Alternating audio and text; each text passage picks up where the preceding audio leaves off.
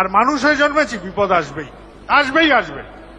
আর আমি সবসময় প্রার্থনা করি সবার বাড়িতে যেন কিছু না কিছু অশান্তি থাকুক, এটাই আমার প্রার্থনা। আমার দাদু শ্রী বর্দা প্রার্থনা করতেন সবার দুঃখ আমার হোক, সবাই সুখে থাকুক। আর আমি তার নাতি হয়ে বলছি সবার ঘরে কিছু না কিছু অশান্তি থাকুক, তাহলে ঠাকুর থাকবেন মাথায়। আর নচেত ঠাকুর বলে মানুষ। আমি সবসময় এটাই প্রার্থনা করি, সবার অশান্তি থাকুক।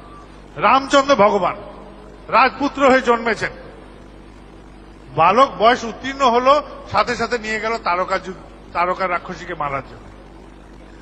ওখান থেকে ফিরলেন, বিয়ে হলো, ঘর সংসার জমতে না জমতেই তাকে যেতে হলো বনবাসে।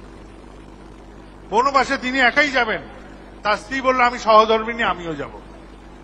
তার ভাই বলল তুমি যেখানে সেখানে আমি, তিনিও চললেন। বনে গেলেন, নিরাপদেই কাটছিল দিন।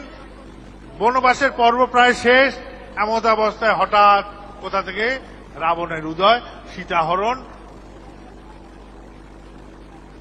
বউ নিয়ে চলে গেছে একজন। তিনি কি করবেন? তিনি নিজের ভূমিতে নেই, তিনি অন্যের ভূমিতে আছেন, অন্য জায়গায় বাস করছেন, একাকী।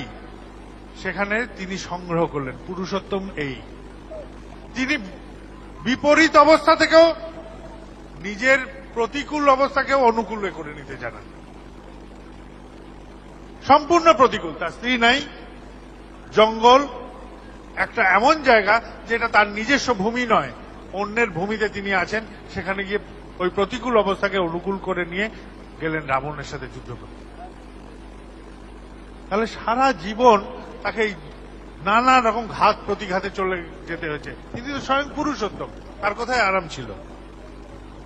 ফিরলেন সীতাকে নিয়ে, সেখানেও তাকে ত্যাগ করতে হলো। এমন পরিস্থিতি যে তাকে ত্যাগ করতে হলো।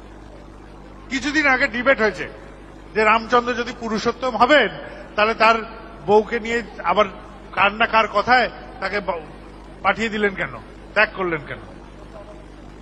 ঠাকুর কি বলছেন এই বিষয়ে? মেয়ে ছেলেদের জগৎ, অন্দরমহল, সবাই গর্ভবতী সীতাকে জিজ্ঞেস করে রাবণ কেমন ছিল, চেরিরা কেমন ছিল, রাক্ষসগুলো কি করত, অশোক বনে কি কি হতো, কুম্ভকর্ণ কেমন ছিল, সবসময় একটা নেগেটিভ আলোচনা।